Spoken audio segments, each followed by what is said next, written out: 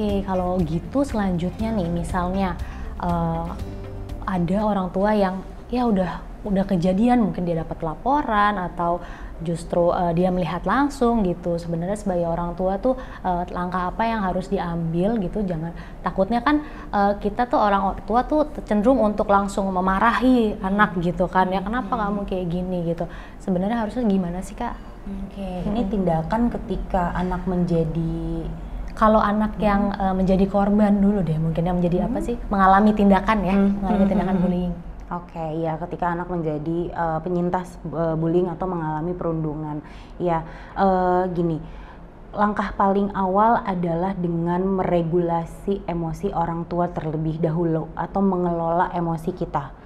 Sehingga respon yang kita berikan terhadap anak maupun pelaku bullying atau pihak yang terkait, misalnya sekolah gitu ya, tidak reaktif, tidak berlebihan, dan tepat sasaran kita mesti ngapain gitu. Saya paham sekali menjadi orang tua itu pasti nggak mau anaknya disakiti, sehingga ketika kita mendengar kabar gitu ya anak kita mendapatkan perlakuan yang tidak menyenangkan, pasti kita juga rasanya, Apalagi ibu-ibu. pasti kita juga malah lebih sedih mungkin ya gitu. Jadi itu penting banget kita untuk bisa menenangkan diri terlebih dahulu sebelum kita mengambil suatu tindakan gitu. Lalu langkah berikutnya adalah, nah ini tergantung nih, kalau kita mengetahui ini dari anaknya, jadi anak kita bercerita gitu ya bahwa dia mengalami perundungan di sekolah, kita perlu mengapresiasi anak kita. Terima kasih ya nak, sudah bersedia bercerita sama ibu dan ayah.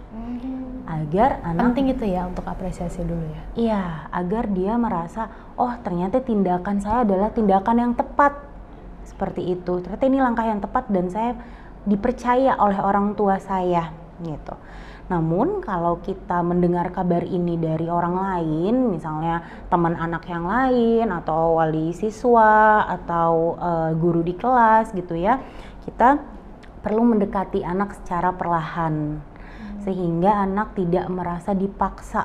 Karena kan ini sesuatu yang menyakitkan, mungkin memalukan, mungkin anak juga punya rasa bersalah gitu ya. Jadi harus hati-hati sekali ketika ini datangnya belum dari anak gitu. Kita ajak komunikasi pelan-pelan, mungkin kita bisa bilang, nak, ibu sama ayah sempat mengetahui apa yang terjadi sama kamu di sekolah. Apakah kamu bersedia untuk bercerita kepada ibu dan ayah? Kalau anaknya belum mau, nggak apa-apa, tunggu dulu, kita kasih waktu, tapi tekankan pada anak bahwa ibu dan ayah akan selalu ada di sini buat kamu. Kapanpun kamu siap untuk bercerita, kami akan mendengarkan. Jadi jangan langsung dipaksa untuk cerita gitu ya, Kak ya? Betul sekali, karena tadi tuh menjadi penyintas itu emosinya tuh kompleks banget gitu, nggak mudah juga buat anaknya sampai ke tahap pengakuan gitu ya. Jadi pelan-pelan, tapi setidaknya kita memastikan sama anak, kamu one day perlu bercerita ketika ada sesuatu yang mungkin berat buat kamu, ada orang lain yang mau mendengarkan. Lalu tahapan selanjutnya adalah ketika kita sudah mulai membangun komunikasi dengan anaknya, kita bisa menggali lebih dalam bagaimana perasaannya, apa saja yang sudah terjadi, dan langkah solutif apa yang kira-kira akan orang tua dan anak lakukan gitu. Nah, tentunya setelah kita berdiskusi dengan anak, mungkin kita mendukung anak, kita juga perlu menjadi pendukungnya gitu ya, agar anak ngerasa dipercaya, dia ngerasa secure. Kita lanjut ke tahap pelaporan. Oke. Jangan tiba-tiba langsung lapor gitu ya, kita diskusi dulu nih. Nah, ini sebaiknya gimana kayak gitu ya. Iya, betul sekali. Dan oh ya, tadi ketika berkomunikasi dengan anak pun kita juga harus melabel perasaannya ya. Jadi kita tanya perasaannya apa sih, bagaimana perasaan kamu ketika diperlakukan seperti itu. Aku sedih, aku kecewa. Nah, itu kita ulang kembali. Oke, jadi kamu merasa sedih karena teman-temanmu jahat sama kamu ya gitu. Jadi kita membuat anak ini ngerasa emosinya dia tuh diterima dan dimengerti. Ini bagus banget ya, berarti itu namanya melabeli, kita mengulangi lagi gitu ya.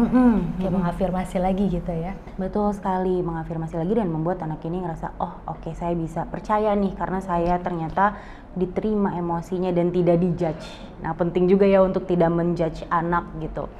Nah kembali lagi ke tahap selanjutnya, kita lapor ke sekolah, namun jika misalnya penanganan dari sekolah dirasa kurang, terdapat beberapa lembaga juga, lembaga perlindungan anak yang kita bisa melakukan pelaporan ke sana.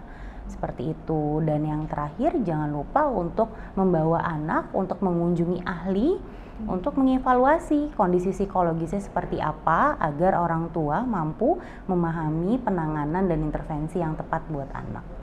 Oke.